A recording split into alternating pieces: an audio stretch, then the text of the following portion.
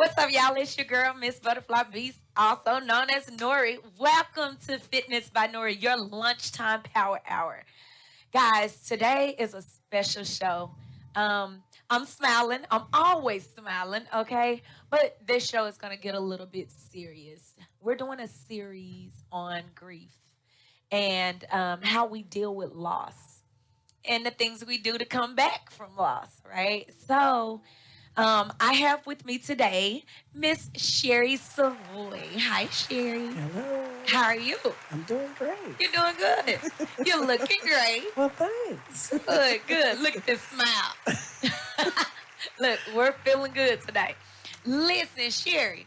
So tell us a little bit about yourself. I'm gonna ask you some questions. Okay. So, do you mind if I ask you your age? No, Okay. How I'm old? 46. 46. Okay. You have any children? Yes, I do. I have a 13-year-old daughter. Miss 13-year-old daughter. Okay, Miss Kennedy. All right. So shouts out to Kennedy. What's up, girl? Look, she gonna be like, where you was? Look, y'all, I'm talking like that because she's from Louisiana. So when I say where you was, okay, what part of Louisiana? I'm from Jennings, southwest of Lake Charles, 35 miles southwest of Lake Charles. Okay. All right. So what do you do for a living, Sherry? I'm actually a commercial underwriter at one of the top financial institutions in the world. And yeah, How long have you been doing underwriting or finance? about 3 years. 3 years? This Okay. particular field, yes. What did you do before then?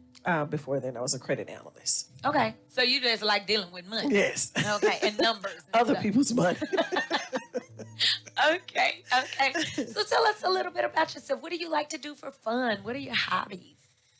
Um, my hobbies include playing with my three dogs. I have a 200-pound Great Dane, Scooby Doo. Lord, you got a human. And then I have two white miniature schnauzers, Rhythm and Rice. Okay. And basically, that's my time. You said rhythm and rice? Not Rhythm and Rhyme, Rhythm and Rice. Rhythm and rice. So how did you get into dealing with this big old dog? That's a big dog, 200 pounds? He actually was given to me. Okay. So I've been having him for almost 9 months now. Okay. Okay. So do you do anything special with like dogs or anything like that?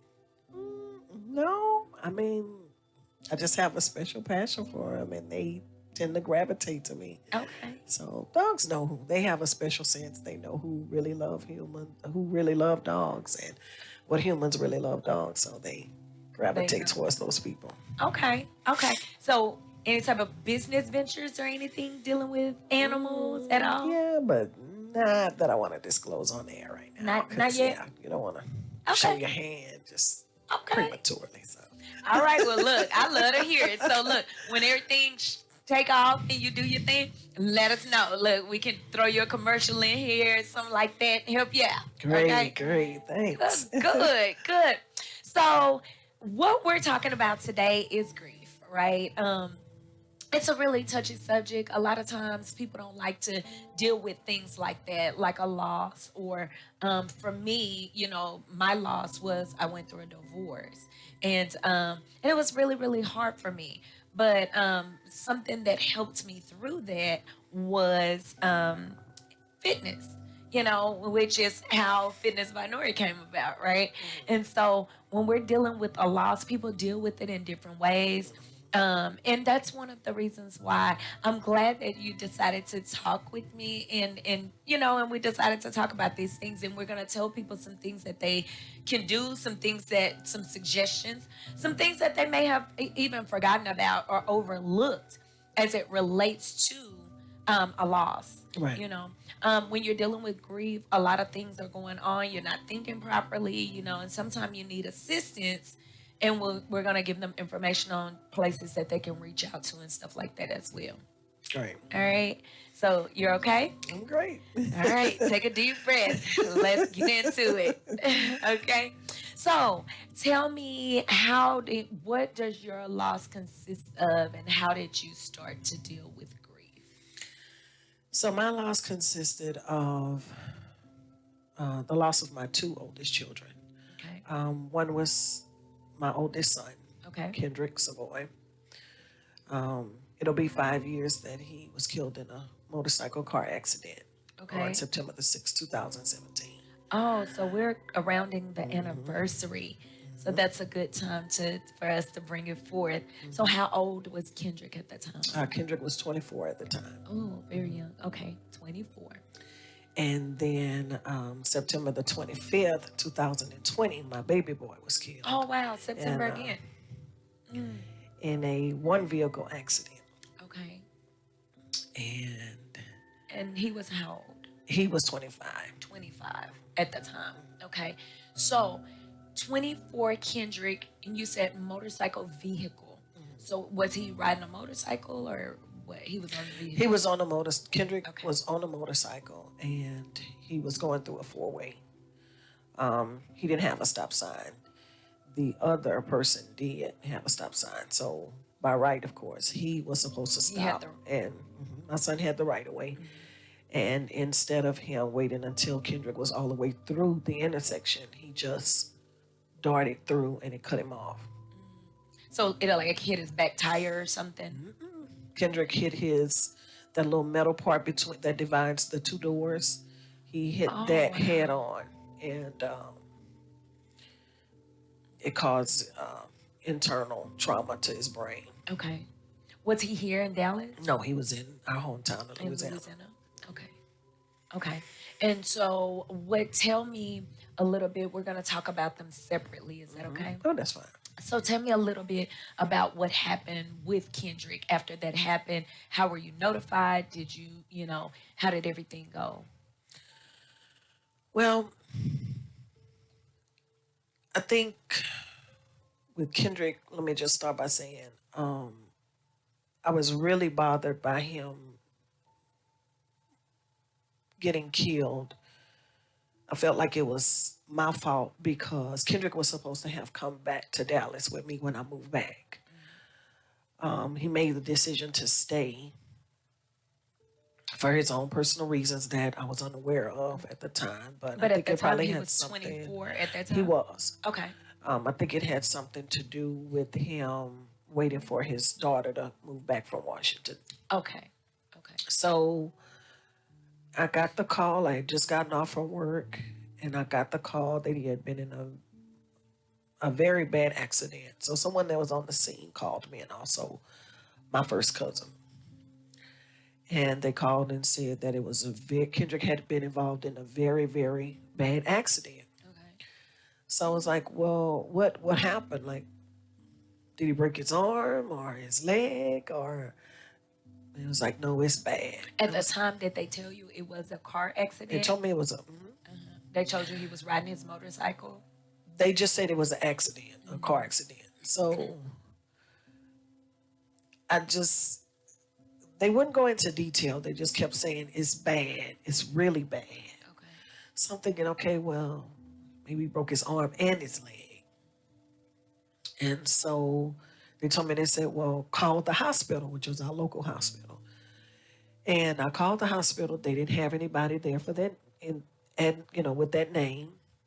So he hadn't made it there yet because she called you on the scene. Well, he never went to that hospital. So what happened was our local ambulance had arrived on the scene, but he was care flighted to the pad. He was driven on the ambulance to the pad and care flighted to the hospital, to Lafayette General. And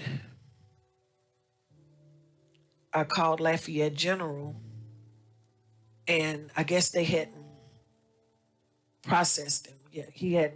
They didn't know his name or anything like that.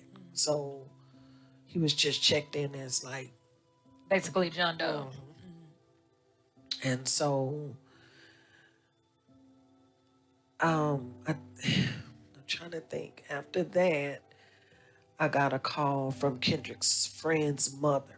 She told me she had arrived at the hospital, and she said that she heard it was real bad. Like he didn't stand a chance at living.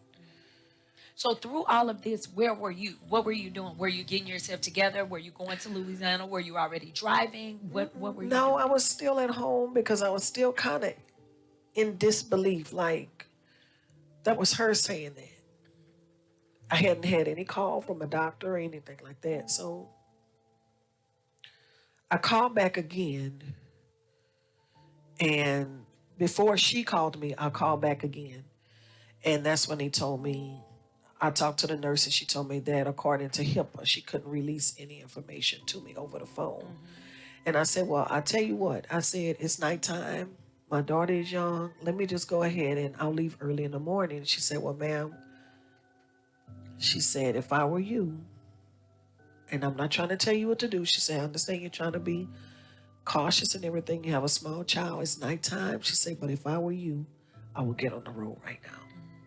Because at that time, how old was Kennedy?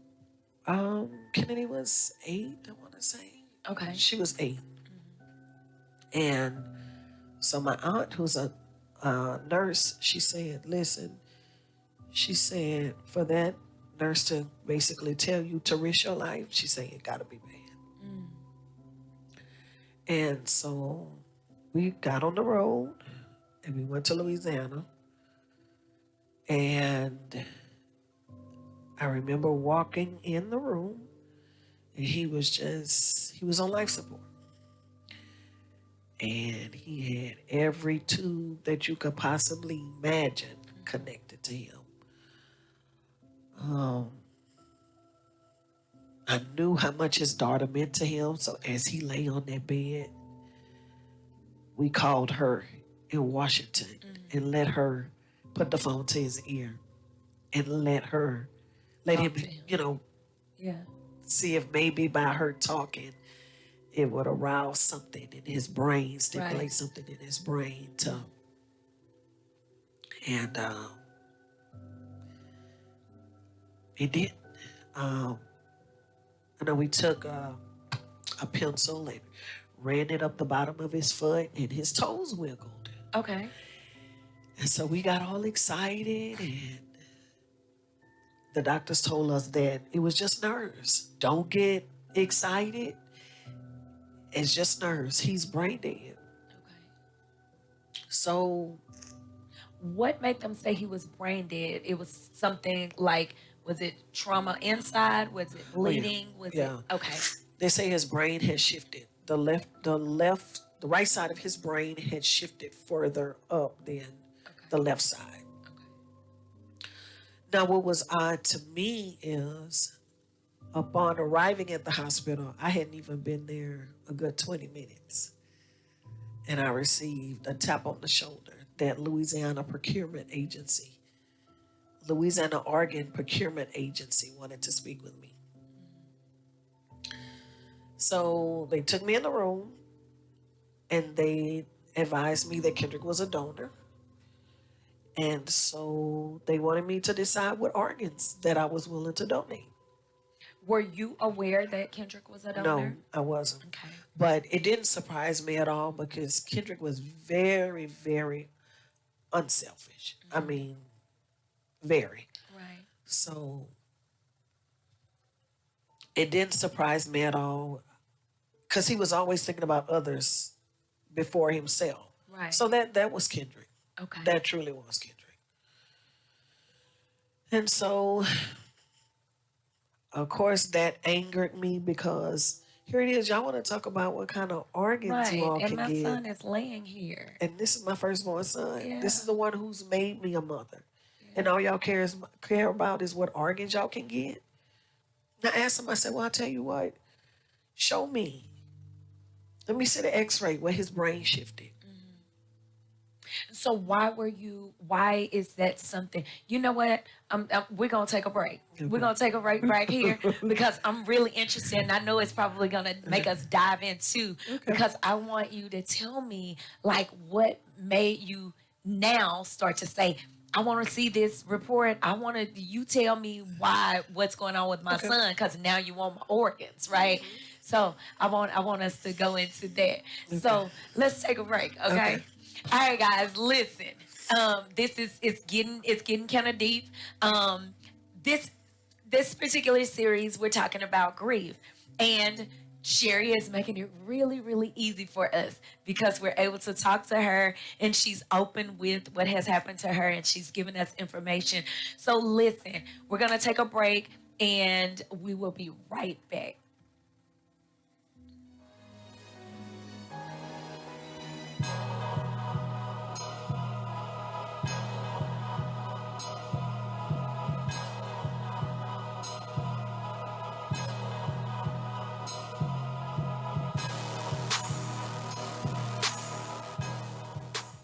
We know that we can experience grief after losing a loved one, but you can experience grief after all types of losses.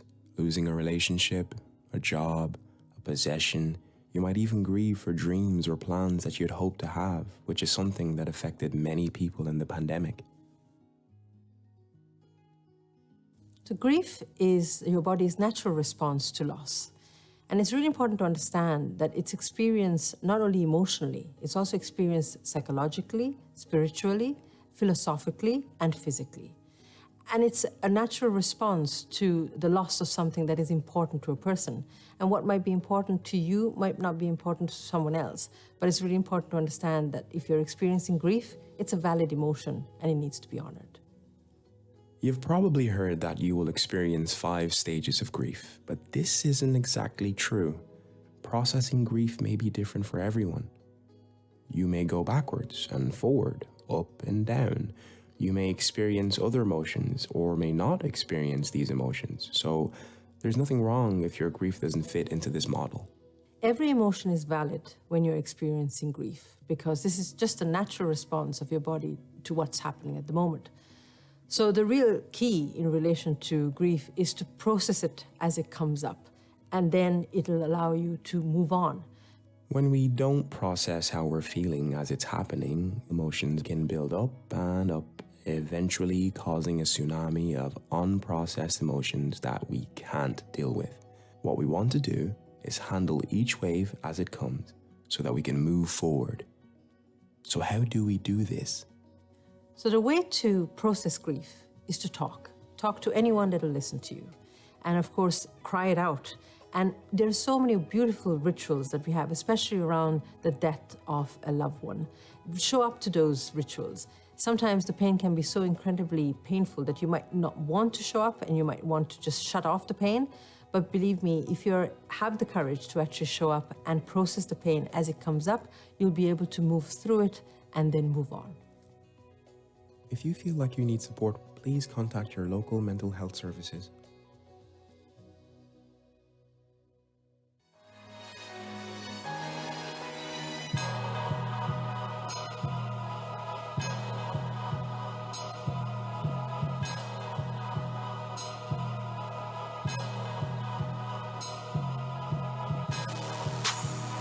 All right, guys, we are back. That information that you just saw, if you guys are going through anything, if you're dealing with grief yourself, please take note of the information that was just shown to you and utilize that information. Hopefully, this is helpful to some of you guys, and I wish that you would please share it. Let all of your friends know. Check in with your buddies, check in with your family. Even your strong friends, they need to be checked in on as well. All right. So we're going to get back into it. When we went to break, we were talking to Sherry, and I started to ask her questions about why. Why now did she start to ask, let me see the reports, let me see physical information on his brain, her son Kendrick's brain shifting and things like that, because they start to ask her about him donating his organs. So she's like, wait a minute, let's get into it, right?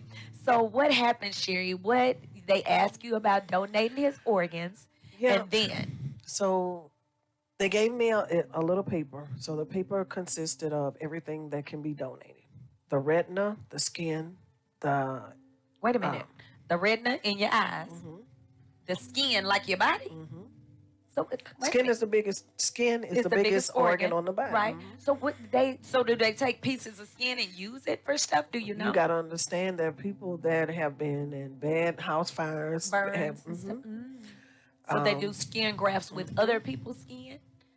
Okay, but Yes, teach ma'am. us something, girl. Go into it. So it's retina, is skin, lung, kidneys, heart. And I asked them, I said, well, Do they do anything with like the liver, any of that? all that. If whatever you want to donate, Any internal anything organ. that they can, right. So I asked, I told him, I said, what if I don't want to donate? I don't want to donate any of his organs.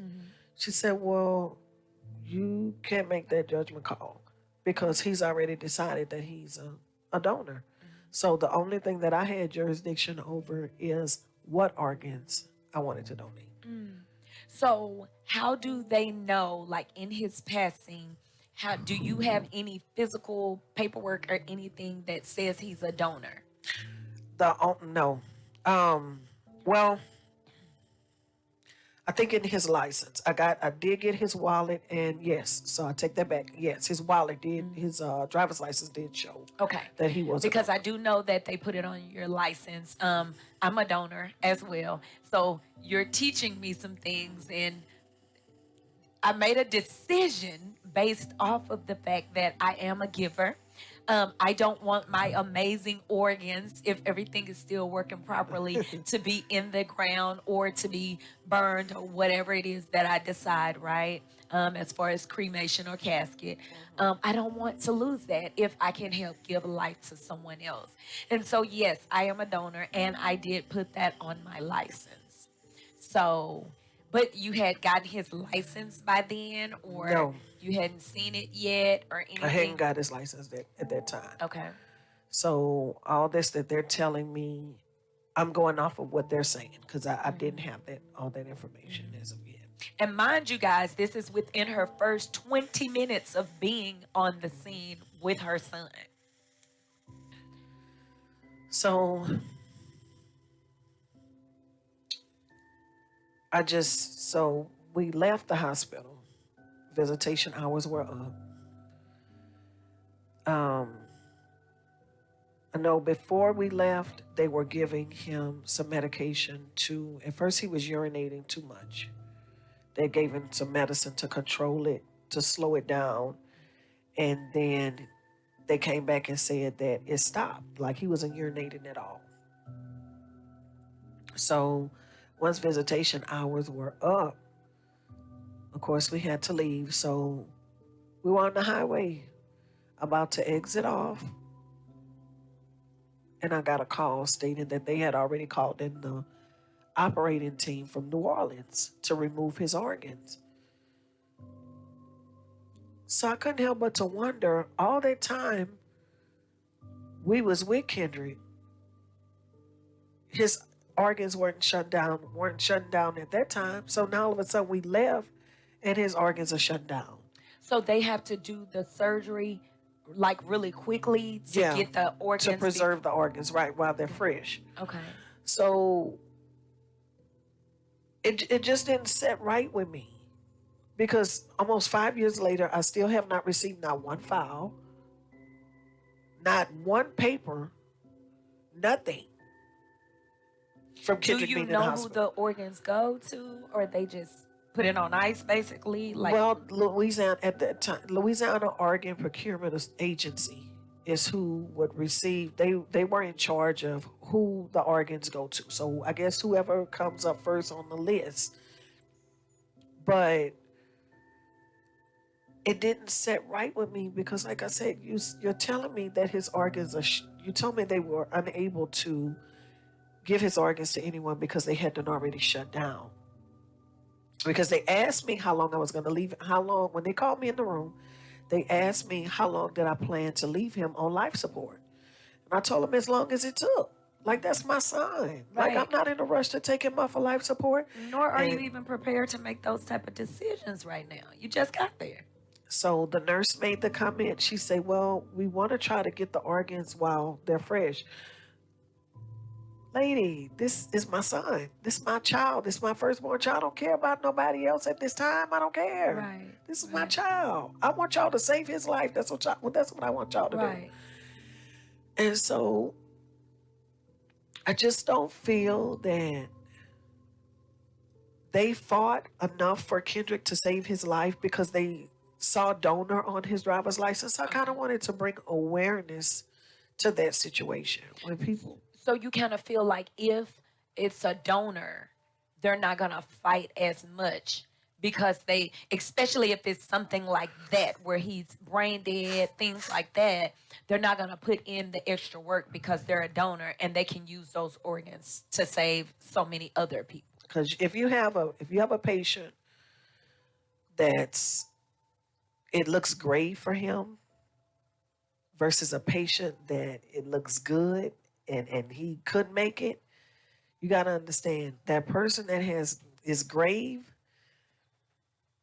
they're using up supplies, they're using up IV, blood, they're using up supplies, and it don't look good for them. Okay. And that's supplies that they could be given to somebody else that has a great chance at making it. Okay.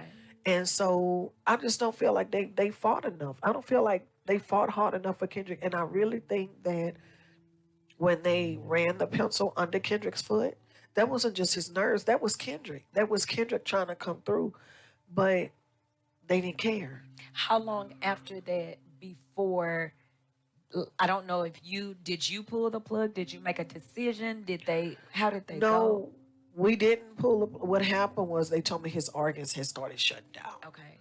So that's when they decided to call in the OR team and to have his organs removed. But like I said, all this was done after we had already left the After hospital. you left. After know, the visitation hours. And so they asked me, do you want us to call you after the organs have been removed?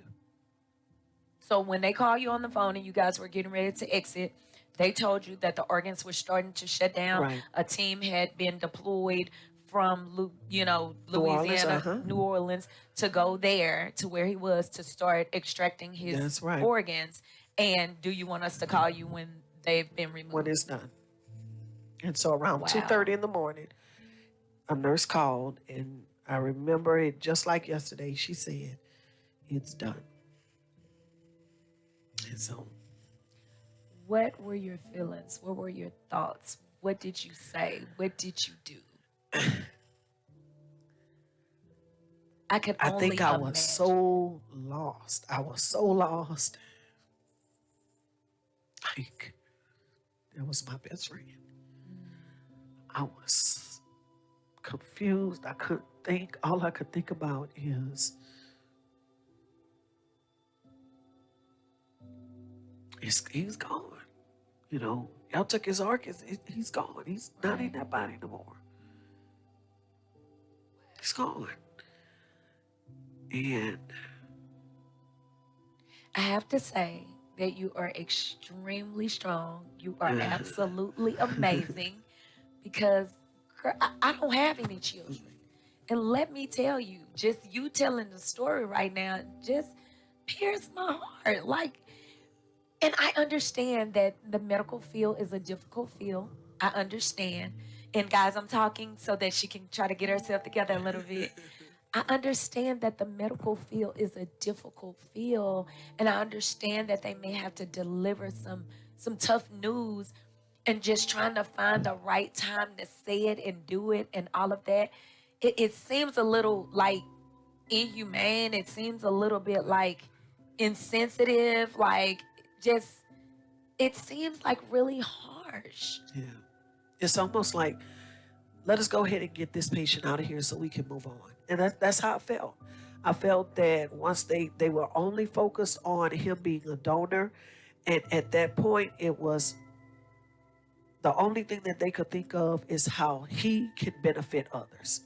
So they were no longer concerned with saving his life. It was all about others at that point. Right. You know, it still doesn't make sense to me. I haven't received not one paper. Have you Nothing. reached out? Have you inquired I anymore? did, and they told me that it would be $1 per page for them to fax. Okay. My thing is, it's my child. Insurance should have covered all that. No type of paperwork was given to you or anything? Do they say anything like that? They just tell you it's $1 a page So now. that's what they told me. Did you reach back out to the insurance to see if they got anything? I didn't, because at that time It was just It a lot of just- everything. it was a lot, very overwhelming. I don't know. I felt like at that point in my life, I really needed somebody to kind of stand in the gap for me because I wasn't in my right mind. I couldn't make good decisions at that time, you Right. know.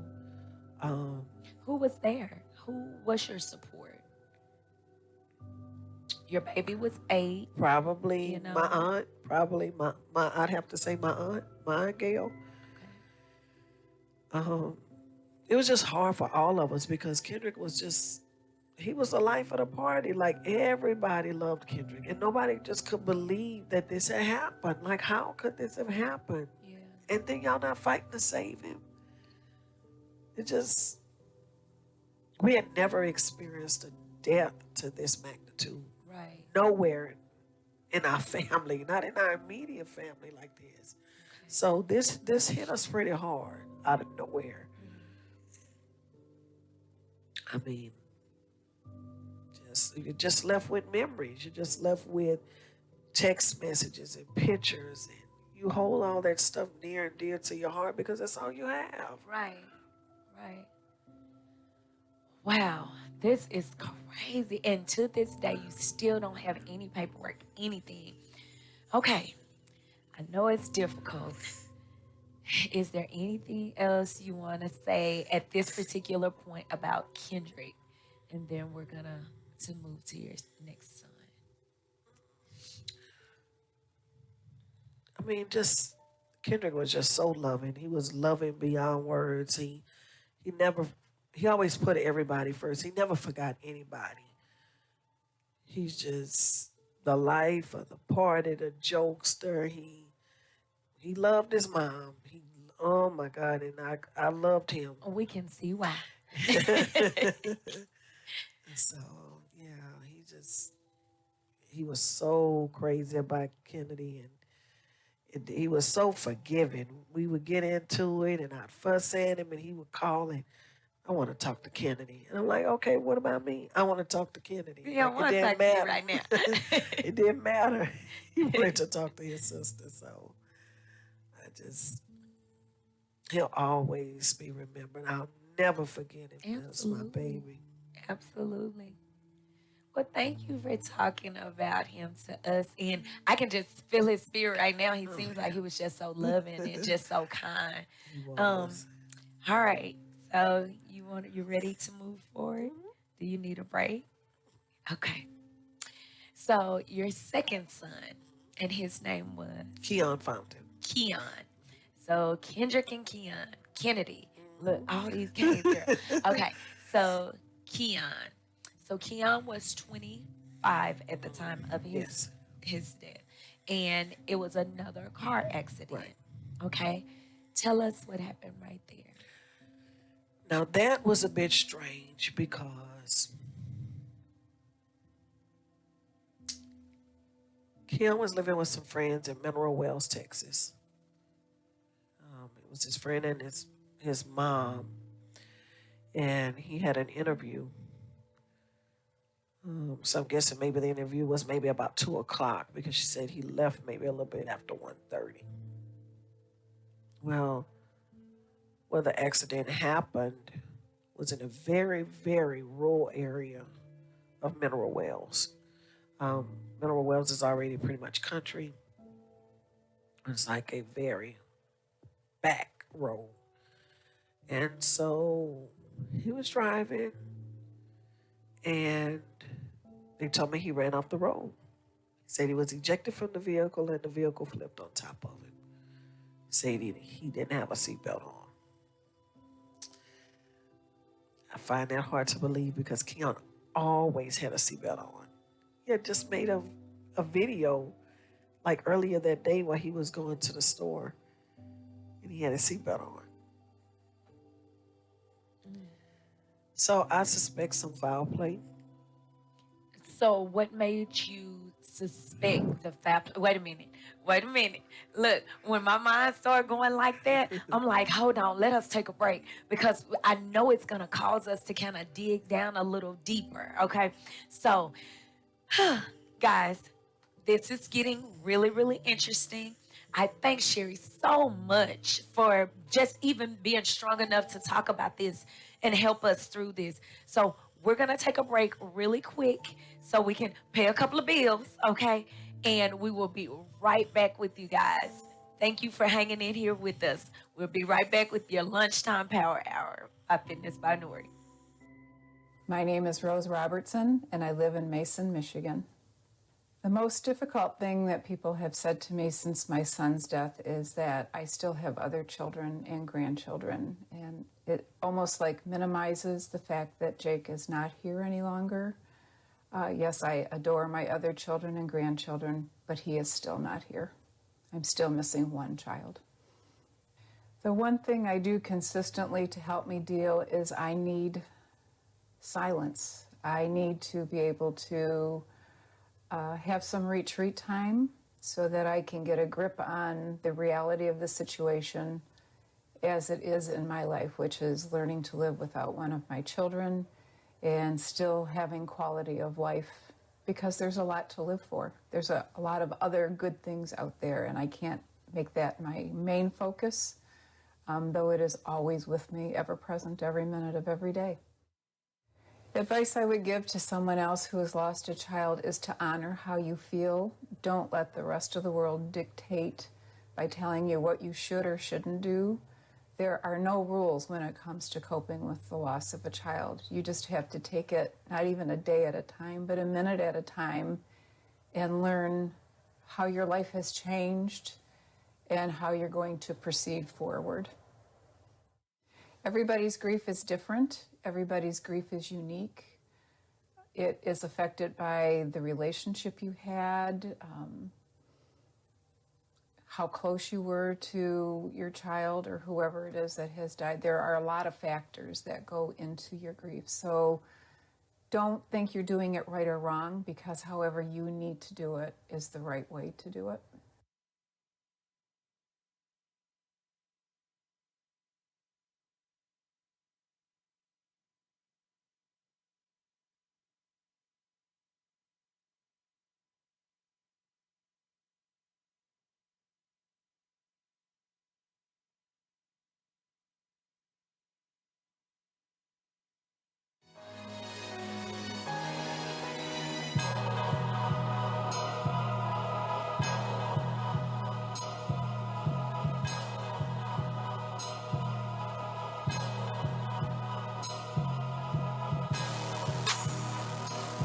All right, guys, we are back. Hopefully, you guys were able to capture that information about the grievance groups. These are groups that, if you are going through anything like this and you are grieving a loss, please use this information. Please reach out. These groups are here for you. They are here to help you. You don't have to go at this alone. Okay, so let's get back into it. Sherry, when we went to break, you were talking about your second son, Keon, Correct. in which we lost him in a car accident. Correct. He did not have on his seatbelt, which was very unusual for you because Keon always wore his seatbelt. Even just running to the store earlier that day, he shot a video and he had on his seatbelt. Right. So when we went to break, you were suspecting foul play. Right. Why? Well, because number one, like I said, he always wore a seatbelt, and when the vehicle flipped, it just didn't make sense. If he ran off the road, the vehicle flipped on its top. The way the skid marks were in the road, it looked as if the vehicle skidded all the way across to the other side of the road. But it didn't knock down and came like within inches of this Charlie Brown tree. Didn't touch it, didn't knock it down. Not only that, but when you're ejected, I mean, I'm no accident, I don't recreate accident scenes or anything like that, but some of this stuff is like common sense. If you're ejected out of a vehicle, your back is going to be facing the inside of the vehicle, not your face facing inside of the vehicle. So they're saying that he was ejected like out of one of the windows? Out of the windshield. Oh. So he went this way, like Like we're sitting in the car and he goes He forward. should have went forward. But it's But showing how that is his back went out the the windshield. picture has his face facing the inside of the Facing the SUV. seat. Wow. So it looks as if maybe something happened and somebody like put him there and then did something to the car. Like, what are your thoughts in that? I don't know. I don't think that it was any fault of his own. I think somebody had a hand in him being involved in this accident. Was he having problems with anybody? Did he say anything No, to you but he about was a in a very, disagreement? very racist town. It was In Mineral very Wells? racist. Okay. Um, And this was when? About how long ago? September 25th, 2020. 2020. So this was just 2 years ago. Oh, wow. I'm sorry. I'm sorry. That was just so soon. And we are approaching that anniversary as well. So September must be really hard for you. It is. It is. So what were your thoughts when they contact you about Keon? Well, everything was so strange with that because number one, the vehicle was the accident scene was discovered by this lady that was on her way home from lunch. She said that she turned down that particular road and she went to call 911. She said that she couldn't get a signal from the top of the hill, so she walked down and stood in front of this residence. When you say walk down, is she walking closer to the accident Right, scene? right. Okay. And she had to have walked by the vehicle and Keon. So she walked down and stood in front of one of the residents' home, and he has like this big old gate. Because I drove to it, and I was able to see everything for myself, how everything, the area and everything. So he said he didn't. What struck me as strange was the man said that the resident said that he never heard a 3,500 pound vehicle flip over in the road. He was at home at the time He was and at home. everything. He never heard the vehicle flip. But when the lady who discovered Keon, she stood in front of the gate, that his dog started barking, but you heard your dog. So how do you not hear a 3,500 pound vehicle flip in the road, Crashing. but you hear your dog all the way at the gate barking? Wow. Did it give you any thought that he may have been involved or anything? What were your thoughts when he said that? I don't think that he was involved, but he made some odd comments to me. Like he asked me what kind of person Keon was. I was like, well, he was very quiet. I say one thing about Keon, I say he was very, very smart. Like very intelligent. He was always very advanced. He would read stuff that, most young black people wouldn't read, things about the mind and stuff like that. And I said, why you ask me that? He said, well, because there was a backpack with books all strawed off in the road. He said, and he looked like he was a college student. He said, I knew he wasn't from around here because it's only like 400 blacks around here. Oh, wow. Like he's going to know all 400 Yeah, blacks. so I was like, okay, so are you saying that the 400 that live around here aren't smart enough to go to college? Is that what you're saying? And it just was a strange comment for somebody who just lost their son. Do you think that maybe he was trying to just give a compliment to Keon? You know, when someone passed, that's a really hard time. And then to be standing there with his mom, and this young man was just lost right here in front of my house. Maybe he was trying to give him a compliment of some kind. It was a very odd compliment. Okay.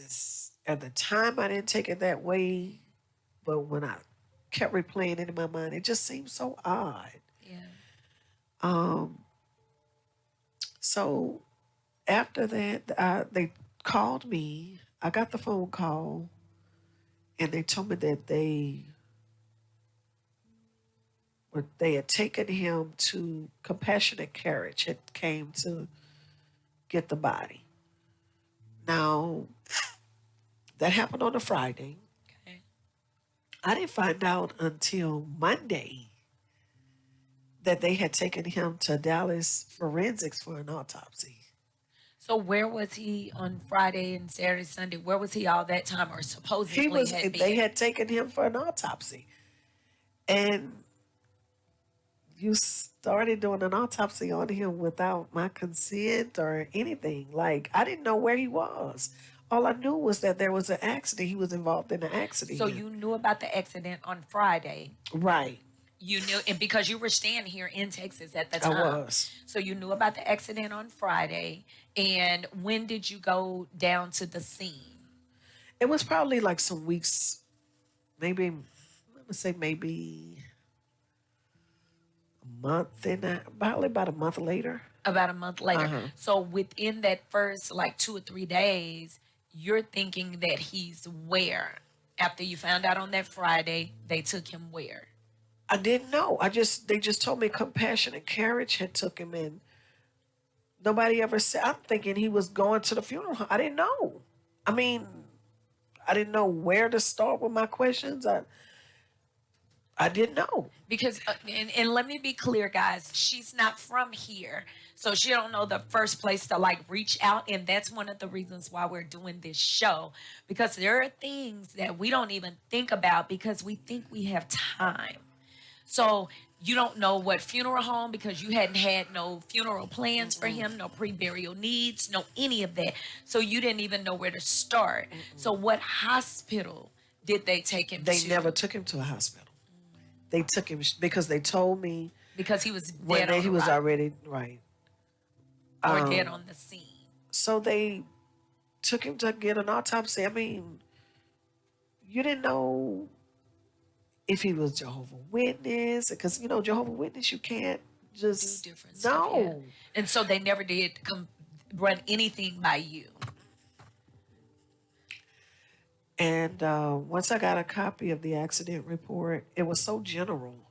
It was just like, man runs off road, vehicle flips, man dies. It was just so Wow. general. The police, the accident report that I got, that I ordered the first time, it was redacted. And what does redacting mean? So redacted means that all the information, basically, important information is pertaining directly to him It was is removed. X'd out. And I found that kind of strange because I paid for it. Not only that, but I'm familiar with what an accident report should look like because of Kendrick's accident.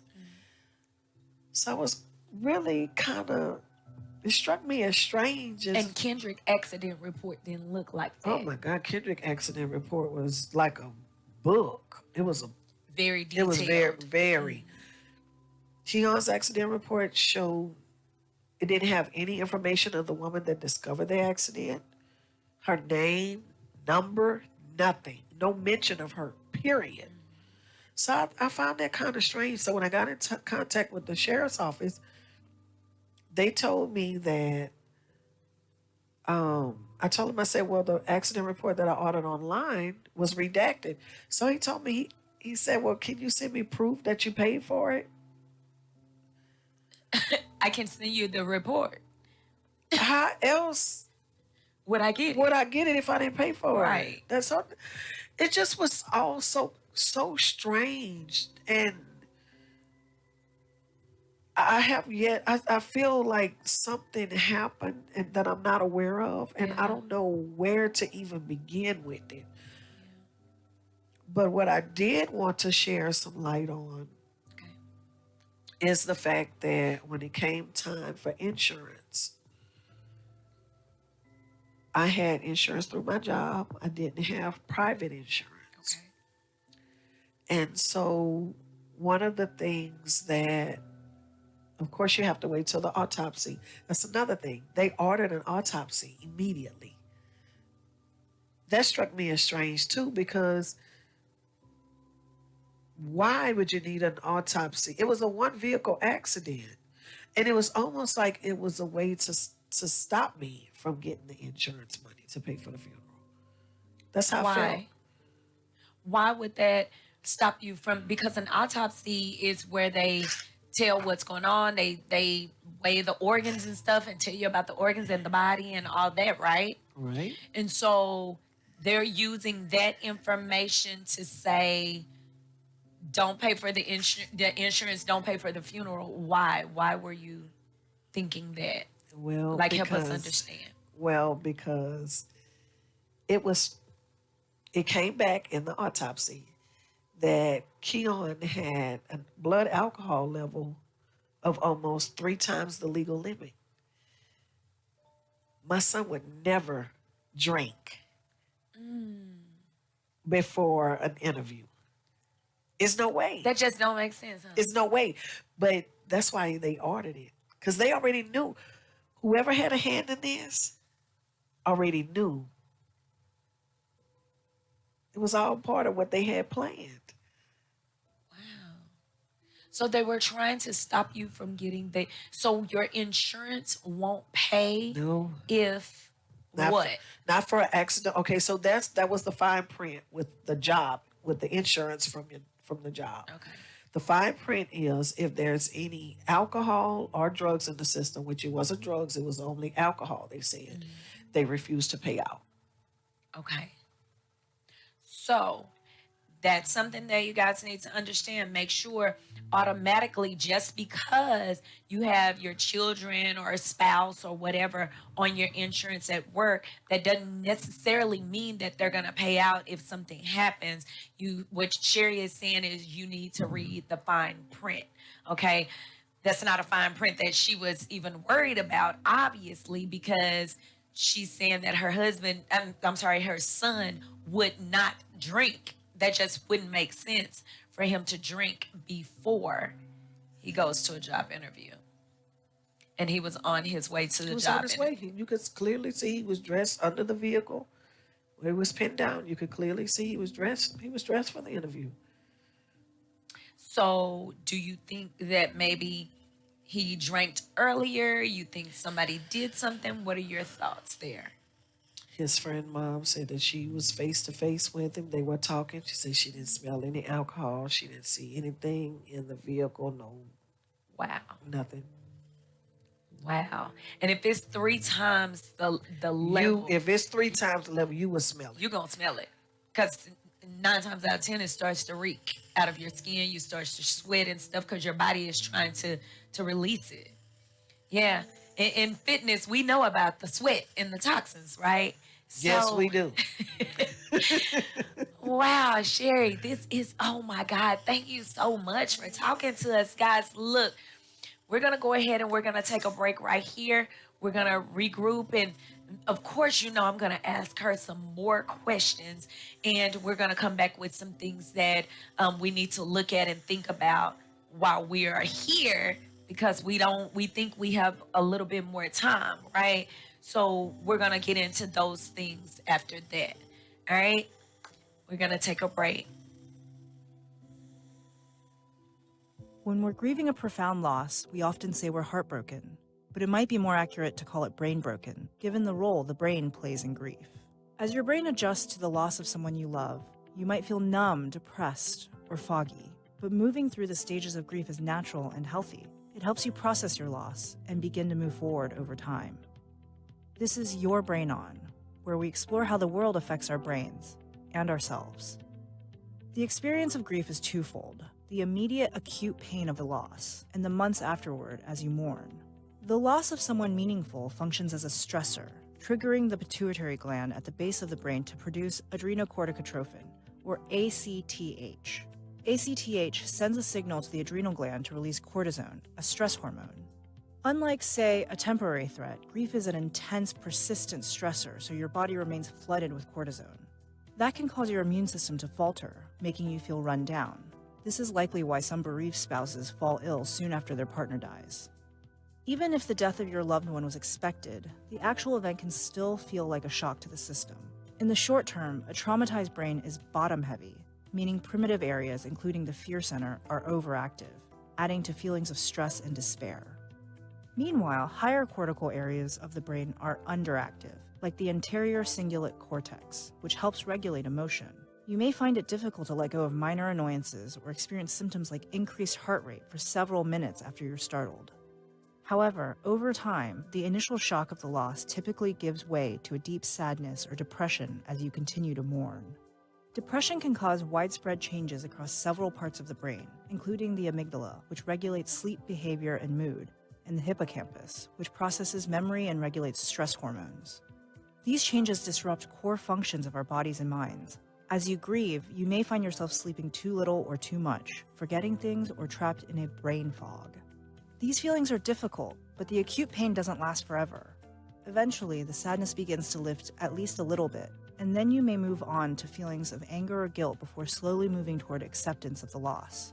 Experts agree the bereaved follow their own individual timelines, but in general, this three-stage process usually takes about a year. There are steps you can take to feel better as you go through the grieving process. Talk therapy can be a major help. This might be group bereavement meetings or cognitive behavioral therapy, which can redirect negative thoughts. Aerobic exercise can improve mood, memory, and thought processing. Talking with friends about the person you lost can be a great comfort too. Studies show long-term grief actually activates neurons in the reward centers of the brain. And recalling the time spent with those who have died reminds us that the memories still live on.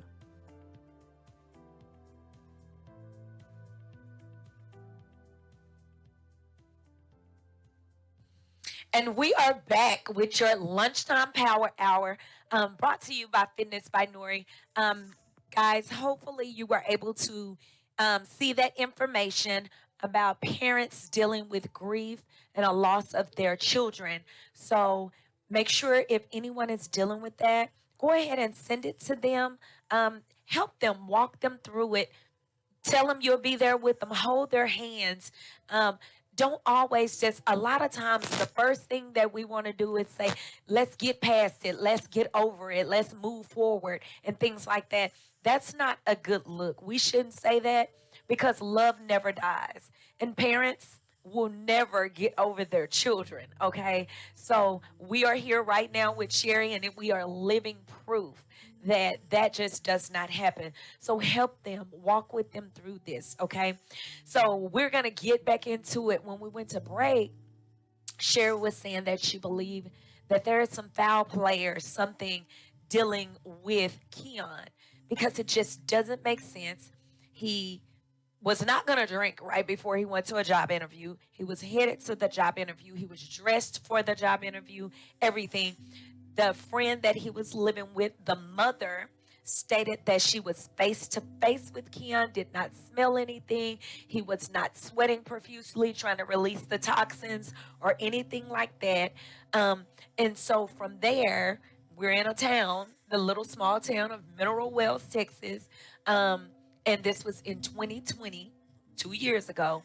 So tell us, what are your thoughts? Didn't hit the tree. The car swerved. He was ejected facing the seat, which is odd. Cars on him and everything. Okay, go ahead. Just odd because now if the windshield he came through the windshield, the mat from the inside of the vehicle. The mat, like on the floor mat? On the floor. Okay. How did that make it out on the ground? Like, why is that laying out on the ground? Oh, wow. It is odd. That's very odd. It's just little things that I picked up. Why is the driver's side door like partially open? It wasn't closed all the way. Keon would never drive a vehicle and it wasn't ajar, but it wasn't pushed all the way in. Like, so is it almost like could somebody have possibly been trying to open it to see if someone else was in there? To see where the body was since the car was on top of him? You could see him. Okay. You could see him laying on his back under the vehicle. Okay. But I don't know why they would open the driver's side door. The vehicle is crushed. Why would you open the driver's side door? You can't get nobody out of there. And it didn't look like anything had hit the door to make the door like kind of come up. You know how you hit the door it and it just kind of looked like bend? somebody had opened the door and didn't close it all the way. So that's part of your theory of foul play as well. Something happened. Something happened. I know something happened because prior to his accident, he said he told his friend's mom that he was walking to the store. This was around the time that the election was going on. Okay. They're big on Trump, had Trump flags all over. Okay. Keon said he was walking to the store, and this white guy that was sitting on his porch saw him. He went inside and got his shotgun and came back and sat down on the porch. Oh, wow. My son he doesn't have any type of record, never been in trouble with the law. I mean, what made you think that he was a threat? Because he was black? And he was just walking down the street and the guy was on his porch. The guy was sitting on his porch. And this is Beyonce, a rural, just to be understood, this is a rural area. Very rural area. Yeah. Very rural So area. houses are kind of separated. It's Very land. separated. And then they're way away from the road. So you almost have to drive to your mailbox. Okay. And he's just walking to the store. And the guy on the porch is a Caucasian male. Correct.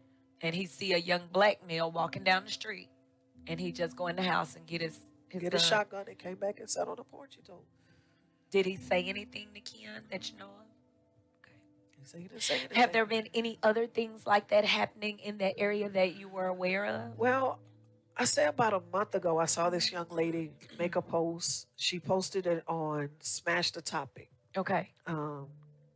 She's Caucasian, and her boyfriend is African American. Okay. She said that they were being followed, and they decided to pull over. And they got out the vehicle. Guess the police asked them to get out the vehicle. They got out the vehicle. Good thing. So they were being followed by some police? By the police, yes. Oh, wow. So she decided to record on her phone. Okay.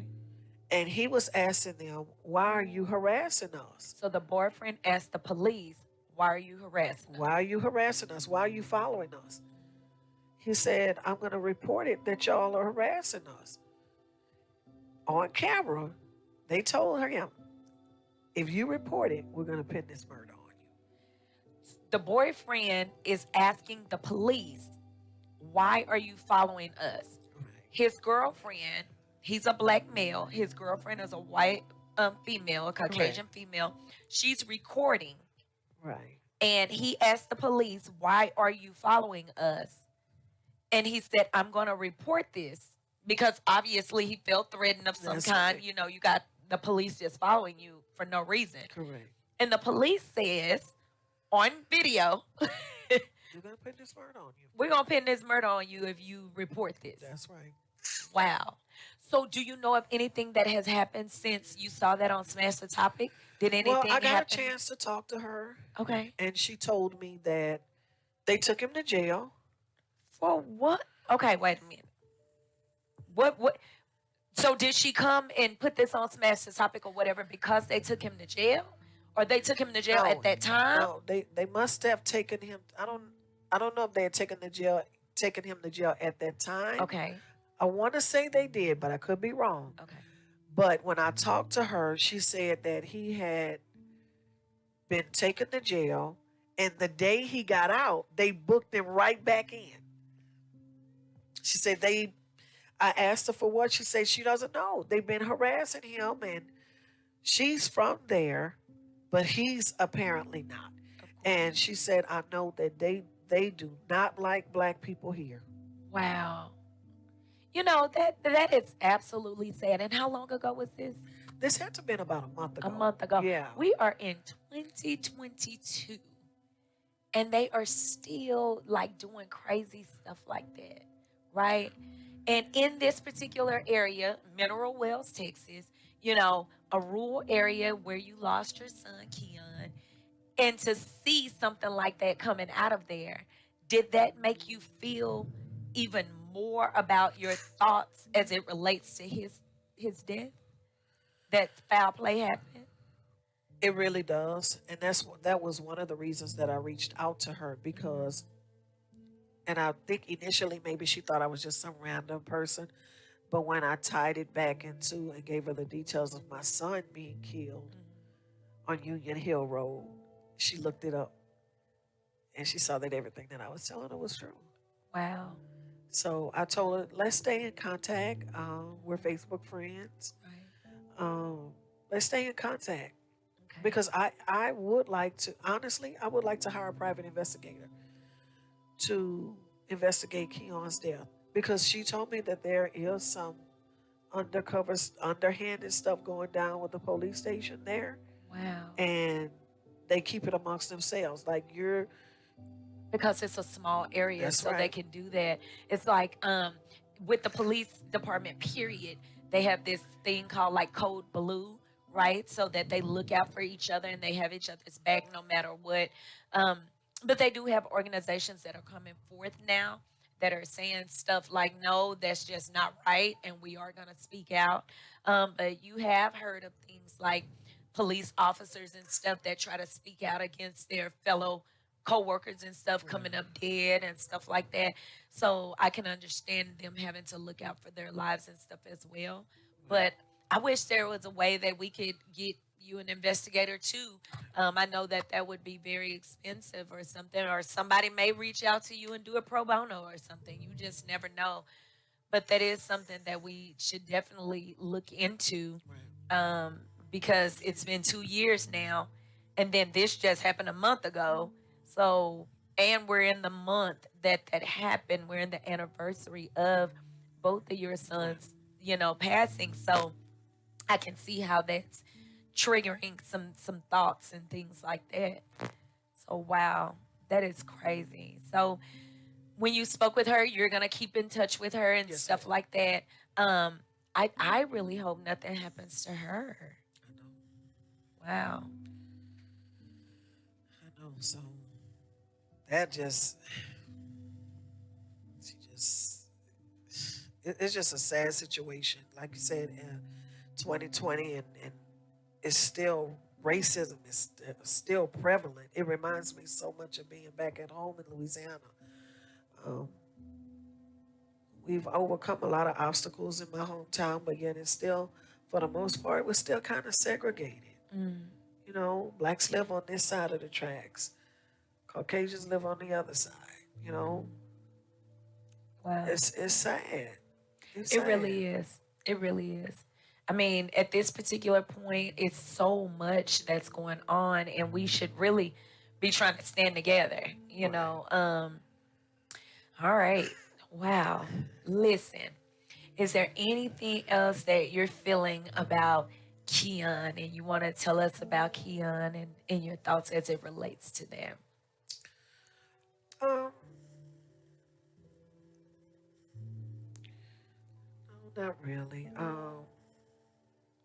Besides him being super smart and a brainiac and Oh, reading yeah, all yes, he kind of was. stuff, but super duper quiet. Definitely. I can feel his spirit here too. Very studious. Yeah. So, yeah. Wow. All right. Listen, I want us to go a little bit deeper.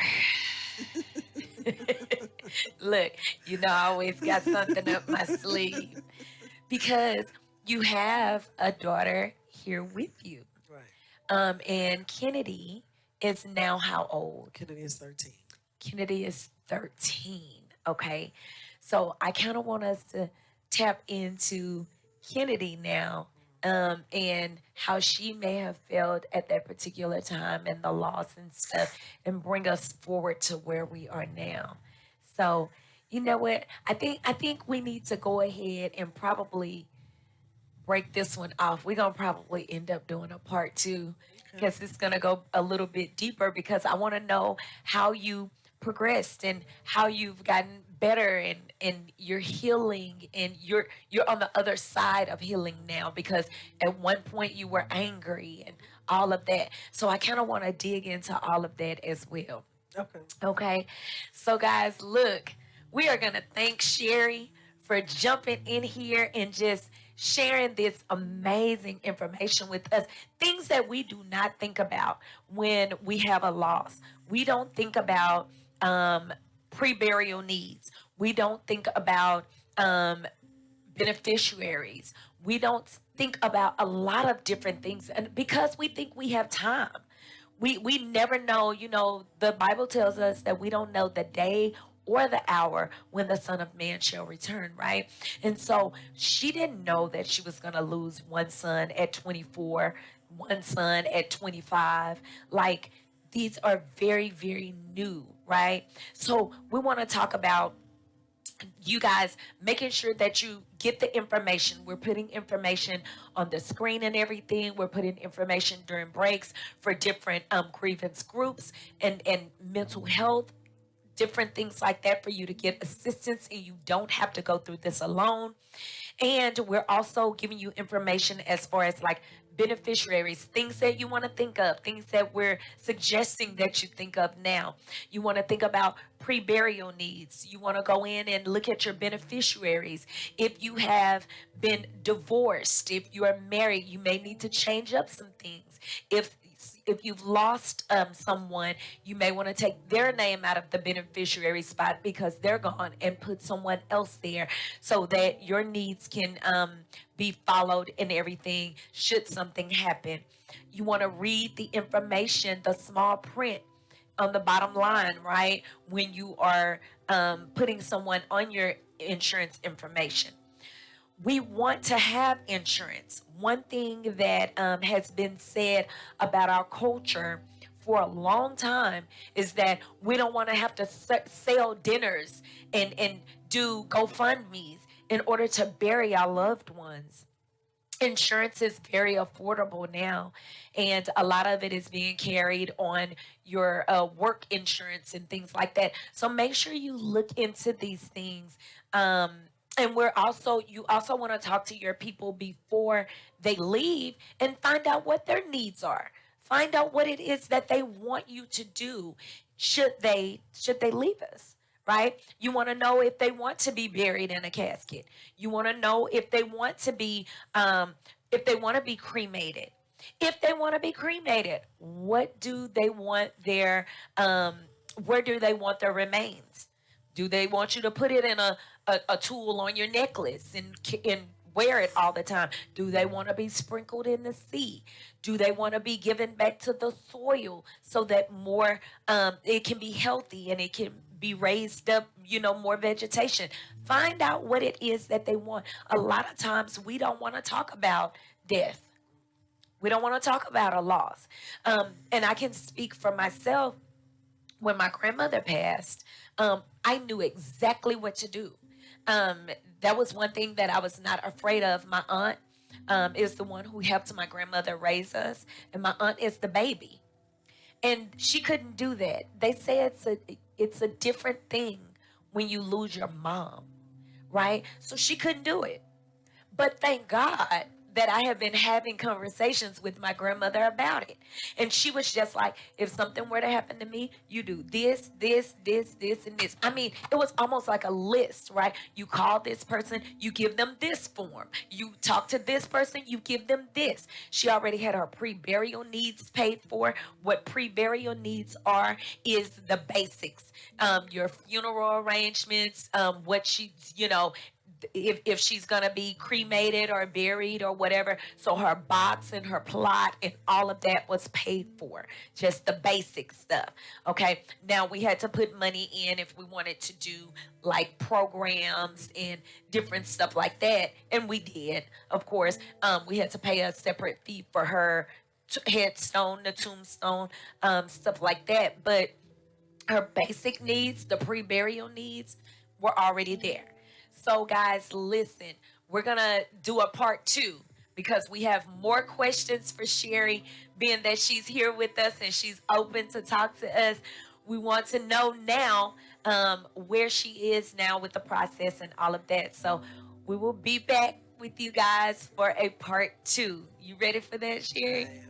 All right.